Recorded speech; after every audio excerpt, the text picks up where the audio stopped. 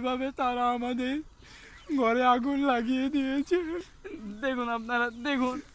আরে কপাল, আমরা গরিব মানুষ বলে কি আমাদের জীবনের কোনো দাম নেই? সেই চৌধুরী আমাদের জীবনের কোনো দাম রাখলো না। আমাদের কাঁদিস না, তুই কাঁদিস না আমার ভাই, আমাদের কাঁদিস না। বাড়ি ঘর দেখ ভাই, দেখ দেখ আমাদের বাড়ি ঘর কিভাবে পুড়ে গিয়েছে, আমাদের স্বপ্নের সংসার।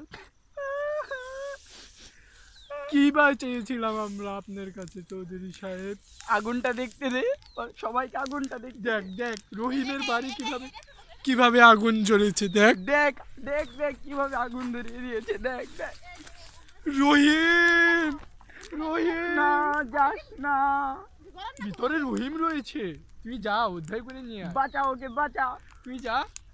না, আমি যাইতে পারছি না, আগুন দাও দাও করে জ্বলে উঠছে আমাদের ঘরে। যেভাবেই হোক রহিমকে বাঁচাতে হবে আমাদের। যেভাবেই হোক সবাই আমাদের জন্য দোয়া করুন। কি বা চেয়েছিলাম, আমাদের এই স্বপ্নের ঘর, তাই বলে আমাদের এই স্বপ্নের ঘরকে এইভাবে জ্বালিয়ে দিতে হবে তাদের? এত নৃশংস পশুর মতো তারা। না না, মানুষ কিভাবে এরকম হতে পারে? চৌধুরী সাহেব, দেখো তোমরা কিভাবে আমাদের বাড়িঘর দাও দাও করে জ্বালিয়ে দিয়েছে ওরা। দেখো বাবারি।